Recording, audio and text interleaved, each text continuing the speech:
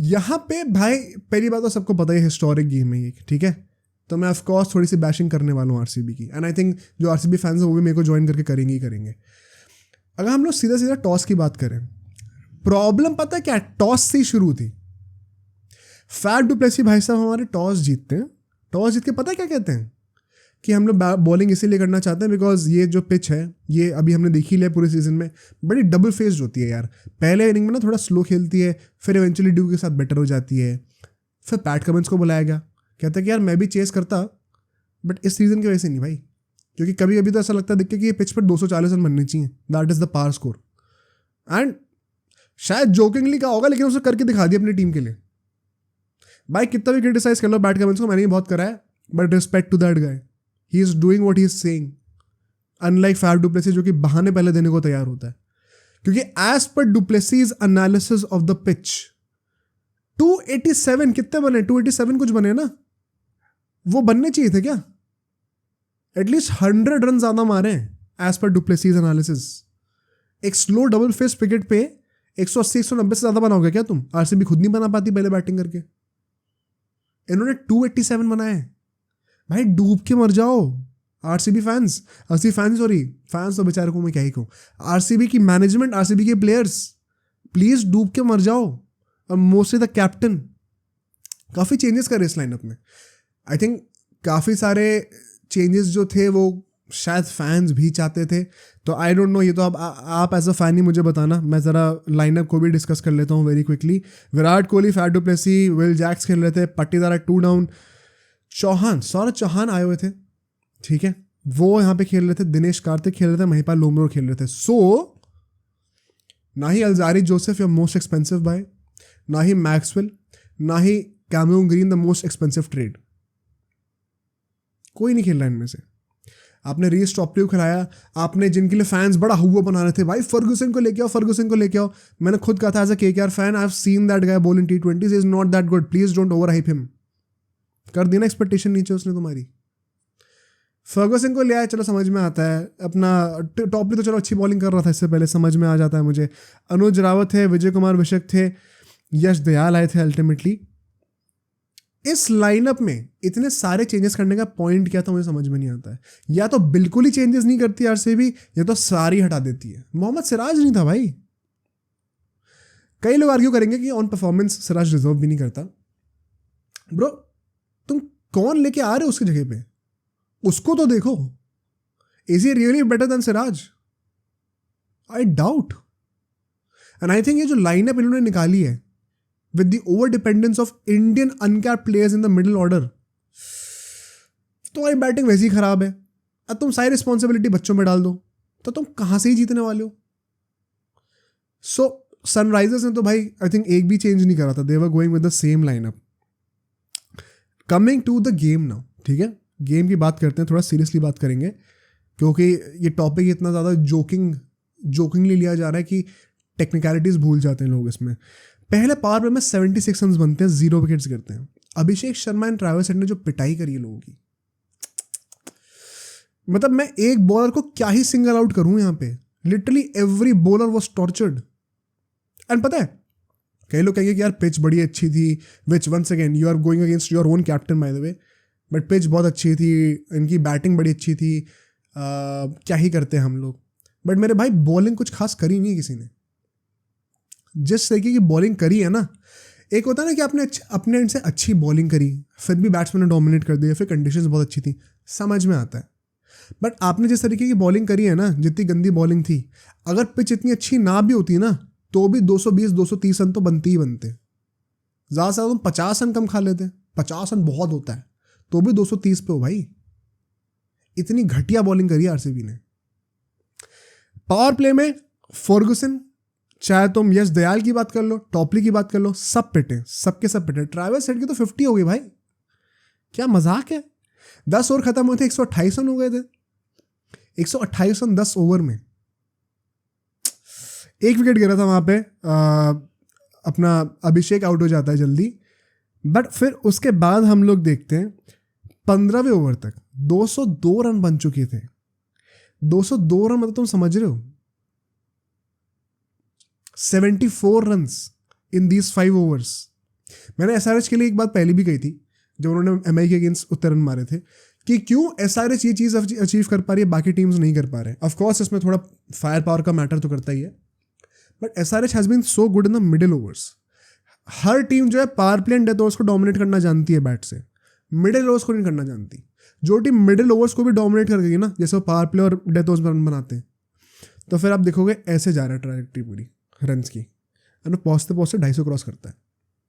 एक बार फिर से हमें SRH ने वो प्रूव करके दिखाया. ऑल्सो मास्टर स्ट्रोक भाई, क्लासन को 1 डाउन भेज दिया कि भाई पैट कमिंस सेंस्ड कि यहाँ पे पिटाई होने वाली तगड़ी, एक भी बॉलर ढंग का दिख नहीं रहा है. अभिषेक शर्मा आउट हो गया, कोई बात नहीं, आउट हो गया तो हो गया, मार्करम वगैरह कोई किसी को नहीं भेजने वाला, मैं भेजूँ सीधा क्लासन को. एंड क्लासन ने भी भाई पूरे मजे लिए क्लासन ने, कोई कमी नहीं छोड़ी है वहाँ पे. As a matter of fact Travis Head की तो आई थिंक 10-11 ओवर के बाद ही उसकी 100 हो गई थी कुछ. 39 बॉल्स पे 100 मारी है यार, it is not normal. 39 balls पे कौन 100 मारता है? Once in a blue moon हमें देखने को मिलता है IPL में ऐसा कि 39 बॉल्स पे कोई रन मार रहा है इतना ज़्यादा. 100 मार रहा है. 40 बॉल 50 बॉल समझ में आता है, 39 balls.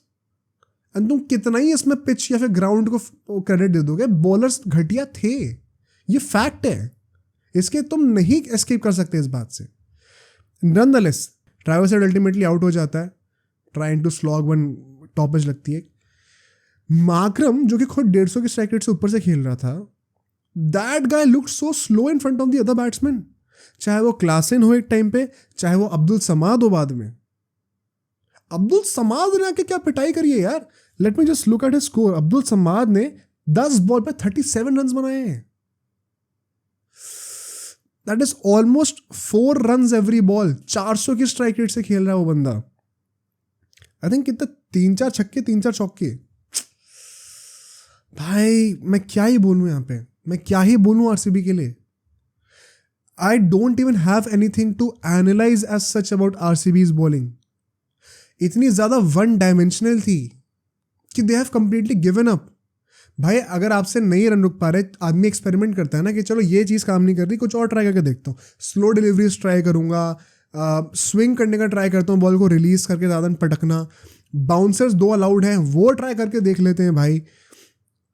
Change of pace, change of line, change of length, कुछ तो ट्राई करे आदमी, सीम करने का ट्राई करे बॉल को. इतने सारे ऑप्शंस होते हैं भाई. इतनी स्ट्रेट फॉरवर्ड बॉलिंग थी ना. रन अप लिया, गुड लेंथ पे बॉल डाली, छक्का खाया, दोबारा कर लो. बीच में यॉर्कर के नाम पे एक बार बॉल हाथ से फिसल जाएगी तो फुल टॉस बन जाएगी, उस पर छक्का खा लिया. It became so routine for the bowlers that they showed absolutely no grit, no effort into trying something different and trying to outfox the batsman. That was the biggest problem for RCB. Bowling का talent कम हो सकता है सब में, कोई problem नहीं है उसमें, हर कोई इतना टैलेंटेड नहीं होता, बट तुम अपने एंड से एफर्ट तो दो, दिमाग तो लगाओ. This is where I think कि शायद सिराज कहीं ना कहीं काम आ जाता, क्या पता. ऑल्दो उसने भी ऐसे कोई साइंस दिखाई नहीं अच्छे, बट ये तो कुछ भी नहीं कर पा रहे थे यार. Even the foreign pacers were no good. Lockie Ferguson was so one dimensional. तो ऐसे में तो पिटाई होनी थी. इनफैक्ट अगर मैं आखिरी के 5 ओवर की बात करूं, 82 रन बने सनराइजर्स के. 82 रन, 16 रन पर ओवर से ज्यादा, 15 रन पर ओवर से ज्यादा. क्या ही बोलूं भाई मैं. क्लासन जो अल्टीमेटली फर्गुसन पे आउट हो जाता है भाई, बड़ा एहसान कर दिया. बट समाद ने जो बैटिंग करी है, मार्करम ने भी एंड में आके पिटाई करनी शुरू करी है. द ग्रेट पॉइंट पता है यहाँ पे क्या है? विल जैक्स एक बंदा था RCB की बॉलिंग का जिसने जो बेस्ट बॉलर था RCB का इकोनॉमी वाइज, उसकी इकोनॉमी पता कितनी की थी? 10.66 की. इतना बुरा हाल था RCB का कि Will Jacks being the best bowler, उसकी इकोनॉमी 10.66 की थी. वरना कई बार ऐसा होता है ना, जैसे मुंबई वर्सेस SRH वाला मैच था, वहाँ पे भी रिकॉर्ड तोड़ा था SRH ने, लेकिन बुमराह की बॉलिंग चलो डिसेंट थी, इकोनॉमी डिसेंट थी. एक बंदा तो ऐसा होता है. यहाँ पे तो भाई सबके सब पिटे, इक्वली पिटे. एंड पता एक बार जरा इकोनॉमी से ना डिस्कस कर लेते हैं जल्दी से हर बॉलर की. रीस टॉपली की इकोनॉमी 17 की है. यस ज़ैल की इकोनॉमी 12.75, फर्गसन की 13 की इकोनॉमी है, विजय कुमार विशक की 16 की इकोनॉमी है, मेहबा लोमरो ने एक ही ओवर डाला है, 18 की इकोनॉमी है. ये नॉर्मल नंबर्स है क्या? Credit to SRH firstly for showing Faf du Plessis and RCB that you cannot give any excuses about the pitch. कोई बड़ी बात नहीं है अगर एसआरएच टॉस जीत के बॉलिंग कर रही होती ना, डुप्लेसी और ये आरसीबी पहले बैटिंग कर रहे होते, 180 190 से ज़्यादा रन ही नहीं बनते, एंड ये लोग मैच हार जाते और फिर बोलते कि भाई पिच ने डबल फेस नेचर अपना दिखा दिया, पहली इनिंग में स्लो चल रही थी, बाद में अच्छी हो गई। थैंक यू एसआरएच कि आपने वो बहाना देने का चांस ही नहीं दिया आरसीबी को, क्योंकि जब पीछे लाठी पड़ती है ना तो हर आदमी भागना शुरू करता है। Even RCB, they almost broke their own record, 260 cross कर गए वो भी, जब लाठी पड़ी ना पीछे टारगेट की, इतना बड़ा टारगेट है, जब वो लाठी पड़ी तो सब ठीक हो गया।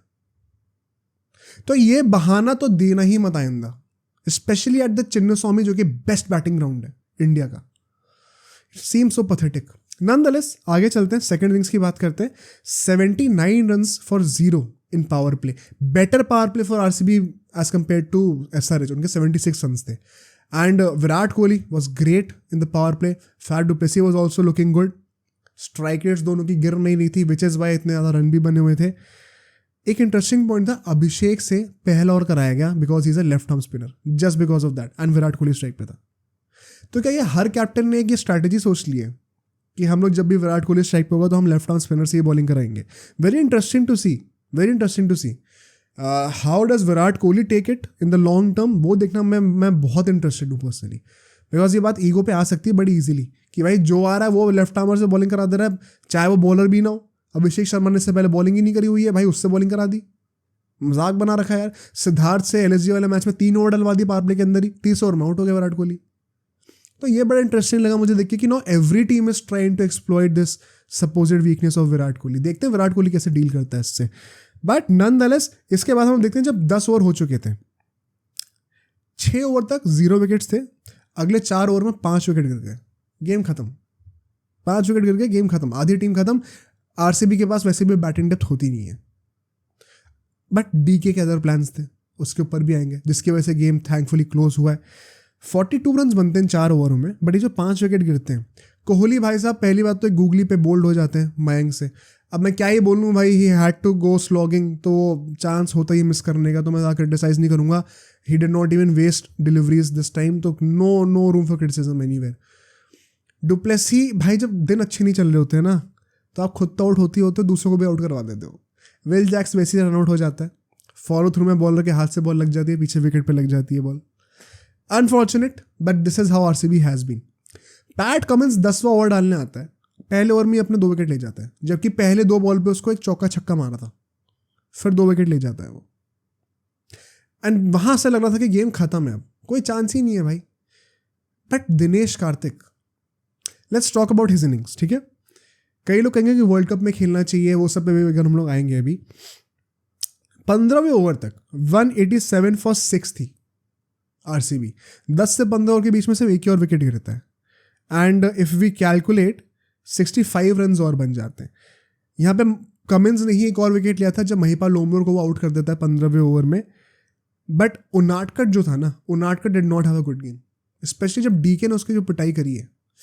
उनाटकट को भाई पता नहीं कैसे हर बार एक फ्रेंचाइज मिल जाती है at a decent price, and although I have praised him in the recent past, जब उसने पिछले 2-3 मैचेस में बड़ी अच्छी स्लो डिलीवरीज डाली थी, this was not his game. बहुत पिटाई हुई है इसकी मिडिल ओवर्स में, बहुत ज़्यादा पिटाई हुई है। अल्टीमेटली जब गेम खत्म होता है, RCB from 187 for 6 in 15 overs ultimately जाके सिर्फ और सिर्फ 25 रनों से हारती है। एंड 25 रन सुनने में बहुत बड़ा लग रहा है, but when you notice RCB ने खुद 261 रन बना दिए थे भाई, 261 262 जितने भी थे। It is completely down to one man, Dinesh Karthik. Anuj Rawat ने भी आके एक कैमियो खेल दिया बाद में, चलो उसके वो ठीक है, वो अच्छी बात है, बहुत अच्छा है। लेकिन दिनेश कार्तिक ने जो बैटिंग करके दी है, सिंगल हैंडेडली इतनी क्लीन हिटिंग करी है। आई नो विराट कोहली इस वक्त ऑरेंज कैप होल्डर है, but in my opinion Dinesh Karthik इस वक्त सबसे द मोस्ट इनफॉर्म बैट्समैन जो आरसीबी का है ना, वो दिनेश कार्तिक है। जो सबसे सुंदर तरीके से मिडिल कर रहा है ना बॉल को, जिसके बैट से बॉल मिडिल होकर जो भागती है ना बाउंड्री तक, वो सबसे ज़्यादा दिनेश कार्तिक ही है। और ये फैक्ट है, दिनेश कार्तिक नंबर 7 पे आता है, इसलिए इसके उतने रन नहीं है इस वक्त जितने विराट कोहली के। लेकिन ना विराट कोहली, ना कैमरन ग्रीन, ना फैट डुप्लेसी, ना मैक्सवेल, ना पटीदार, कोई भी ले लो तुम, nobody comes close to Dinesh Karthik right now. And naturally इसके चलते एक क्वेश्चन बनता है कि भाई दिनेश कार्तिक को वर्ल्ड कप खिला देना चाहिए फिर। इतनी abnormal performances दे रहा तो क्यों नहीं खिलाएगा आदमी कोई? My problem with that sentiment is we have fallen for this situation before. It has never paid off the benefits that we thought of. 2019 का वर्ल्ड कप ले लो, 2022 का T20 वर्ल्ड कप ले लो, कभी भी हम लोग जितना हमने ट्रस्ट करा उतना रिजल्ट हमें कभी नहीं मिला दिनेश कार्तिक से रिसेंट ईयर्स में. And there is no reason why I should believe कि इस साल मिल जाएगा. तो भाई बहुत अच्छी परफॉर्मेंसेस कर रहा है, but I would still go with a younger option. वैसे भी इसके बाद जो है दिनेश कार्तिक रिटायर ही होने वाला है. अगला T20 वर्ल्ड कप हमारे घर पे है 2026 में. I would rather give that experience to a younger guy जो कि फिर 2 साल बाद हमारे घर पे हमें वो वर्ल्ड कप जिताने का चांस रखे. Plus the history of Dinesh Karthik with the Indian team whenever he has done well for the franchise has never been good in the world cups. So I am not going to personally back the sentiment कि दिनेश कार्तिक को world cup खिला दो. कई लोग तो धोनी के लिए भी बोल रहे हैं, मतलब अब बेवकूफ़ी की सीमा पार हो रही है, मैं कुछ नहीं कर सकता हूँ इसमें. Please guys wake up. इतना ज़्यादा डिल्यूजनल या फिर इतना ज़्यादा रिएक्शनरी मत हो, ठीक है. ऑल एंड ऑल इस गेम में मैं क्या कह सकता हूँ, Pat Cummins and Mayank Markande. All the expensive था Mayank Markande, but specially Pat Cummins once again in a game जहाँ पे कितना, this is the highest ever, मतलब the most runs ever in a T20 game वाला मैच था मेरे ख्याल से. ये 250-500 से ज़्यादा रन बन रहे हैं. उस गेम में पैट कमिंस ने जो बॉलिंग करके दी है, specially as a captain, 3 wicket भी लिए I think, it is exemplary यार. There is no denying the fact कि Pat Cummins until this IPL was not a good T20 bowler. In fact, he has not even been a good T20 captain, which is Australia से खुद captain नहीं बना रही T20 का. But credit where it is due. मैंने खुद भी ये चीज़ पॉइंट आउट करी थी, बट उस बंदे ने अभी तक जो करके दिया है ना बॉलिंग के साथ और कप्तानी के साथ, उसमें तो तुम कोई क्रेडिट ले ही नहीं सकते भाई पैट कमिंस से. I was particularly impressed by the speech that he gave in the dressing room. मुझे खुद नहीं पता थी, मेरे लाइव स्ट्रीम में लोगों ने बताया, वेयर ही मेंशन्ड हाउ वो चाहता कि जब भी कोई टीम ऐसा ऐसे खेले ना तो उनके दिमाग में वो डर होना चाहिए. ये this is the Australian mentality speaking, this is the Australian mentality shouting, and this is something that I hope the Indians playing in SRH they learn from PAT Cummins. और फिर ये हमारी कंट्री में हमारी टीम के लिए लेके आए ये कल्चर को. Because this is so cold to say all of this on the face of people and then actually making it happen. इससे ज़्यादा OG वाइब्स कोई नहीं देता भाई.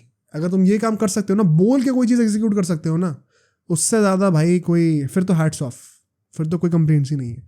So all and all SRH के लिए मैं ये जरूर कहूँगा 260 रन खाने लायक था नहीं. मैंने KKR का जब दिल्ली से जीते थे ये लोग, मैंने उस विन पे क्या कहा था, what differentiates this win from SRH win over MI was the fact कि KKR ने भी ऑलमोस्ट 270 रन बनाए, बट साथ ही साथ इंश्योर करा कि हम लोग 100 रन के मार्जिन से जीत भी रहे. अगर आप 270-280 रन बनाते हो ना, आपको एटलीस्ट 50-60 रन से जीतना चाहिए आइडियली, वरना फ़ायदा कहते हैं रन बनाने का. नेट एंड नेट को बूस्ट ही नहीं मिल रहा. आई थिंक SRH ने गलती करी है यहाँ पे. इतने रन खाने नहीं चाहिए थे, ये रन खाने वाले थे ही नहीं. वो तो टारगेट इतना इम्पॉसिबल था कि DK अकेला भी कुछ नहीं कर पाया, जिता नहीं पाया. वरना तो कोई बड़ी बात नहीं थी. अगर भाई 250 पे होती अगर ये टीम, क्या पता RCB चेस कर देती इस हिसाब से. तो I think they need to improve on their bowling, specially while defending big targets. Mumbai के गेम्स में हमने कमी देखी थी, कैसे इन लोगों ने मुंबई से भी 250 रन खा लिए थे. That is not a good side to see. If you are scoring 250+, you should be aiming for a win for at least a margin of 50 run. उतना, मतलब अगर फिर भी तुम 10 रन से जीत रहे हो तो क्या पॉइंट है 3 रन मारने का. As far as RCB is concern, अगला मैच मेरी टीम से है. आई होप कि वहाँ पे भी आके हारे, मेरी टीम को थोड़ा सा बूस्ट दे. अब सोचो अगर ये क्लिप इतनी बढ़िया थी तो पूरा का पूरा पॉडकास्ट कितना बढ़िया होगा. तो अगर आपको इसी क्लिप का पूरा पॉडकास्ट देखना है तो यहाँ पे क्लिक करिए, और अगर आपको ऐसे ही और क्लिप्स बिंज वॉच करनी है तो यहाँ पे क्लिक करिए.